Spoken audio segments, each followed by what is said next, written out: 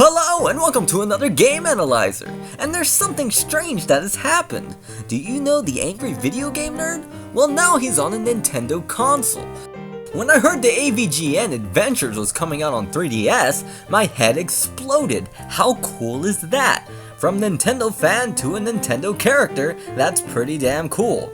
James Rolfe has done pretty well for himself. He's made a movie, which had mixed reviews, but I liked it, and is one of the most memorable and successful game reviewers out there. In fact, he is the god of all your video game YouTubers. He single-handedly started this madness. Well, anyway, how good is his game? Well, let's find out. As far as indie games go, I think this one is pretty close to the best. The common complaint I hear about this game is the difficulty, which is the entire theme of the game. That's like saying Fire Emblem sucks because it's about war. The difficulty is cranked up high, but I'm no stranger to difficulty. I beat in Space Harrier Shimny style, along with many NES games. And that's what this feels like. But in many ways, it's better than many NES games. In my opinion, the 3DS version is pretty damn good, primarily because you can use the touchscreen to change characters without having to flip through them by pressing one button. That actually makes a big difference when playing this game. I also love how you can use the joystick and the joypad. Which do I use? Both. Since it is like an NES game, there are some parts where you have to go extremely close to the edge, so you can just tap the joypad and the character will move exactly one step. Now that's NES style. On easy mode, once or twice, the game kind of lagged in the beginning, but that was only once or twice, and it might have not even been the game, it could have been my DS. You can toggle between 4 characters: the angry video game nerd, the guitar guy, Mike Mattel, and the bullshit man. You'll find yourself switching between all 4 characters often. My favorite is the guitar guy. He can shoot through walls and, well, he's always been my favorite character from the show. There are so many secrets in this game, it makes the replayability pretty high. There's cameos from other game reviewers like Boomstick and Wiz from Death Battle. You can also find the shit pickles, those are pretty fun. I suggest playing it through on easy first and then going back and beat it on normal, so you can familiarize yourself with the stages. Just like the old days.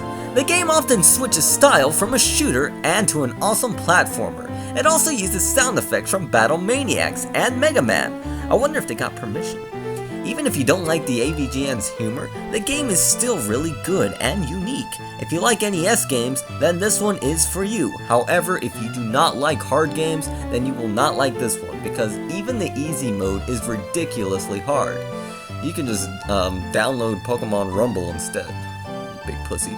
The game has stages and bosses. The one thing I hate about indie games are the fact that they are too short, and it's often not really replayable. This game doesn't suffer from that at all in my opinion. If you really practice at it, you could beat it in one sitting, but you'd have to practice at it, and that counts as game time. Even if you beat it, there's always a hard mode, which you'll probably never beat, but I'm gonna try. The greatest way to enjoy this game, in my opinion, is on normal mode. That's where things get really stressful because every hit counts, and pretty much every life counts. The bosses become a million times harder, and you have to come up with a strategy. On normal mode, you appreciate the game more because you experience how hard the enemies should be, rather than just blasting them with one hit. Getting game over is pretty hilarious too. Just a little advice, always switch to motherfucker Mike, because not only can he break through certain tiles, but he can also find invisible ones. These lead to power-ups and extra lives. Bullshit man may seem useless, but there are some places where the double jump can actually come in handy, and reach areas that are hidden as well. The game is funny because the game can get you as angry as the angry video game nerd. But from what I've been playing, nothing is unfair. There might be some areas which might seem unfair, but if you use your brain, you can get by them unscathed. Call me a biased AVGN fan, I mean, after all, I did like his movie, but I think it's because I have a lot in common with him. I enjoy his taste in movies, as well as his games, and I think that's probably the main reason why I'm always enjoying what he makes, and what other people make that centers around him. It's like hanging out with a friend. I just wanted to stop by and give my experience playing the new game. I heard that Nintendo was about to release a bundle of indie games, and I could not have expected this game to be on 3DS. I thought Nintendo hated YouTubers. You see guys, Nintendo loves you all. Play your cards right and you might end up on a Nintendo console. Now me and James Rolfe go way back personally. It's amazing to finally see all of his hard work pay off. I remember when he showed me his VHS collection back in the day and his Laserdisc collection. It was through YouTube, but still, okay, he has no idea who I am.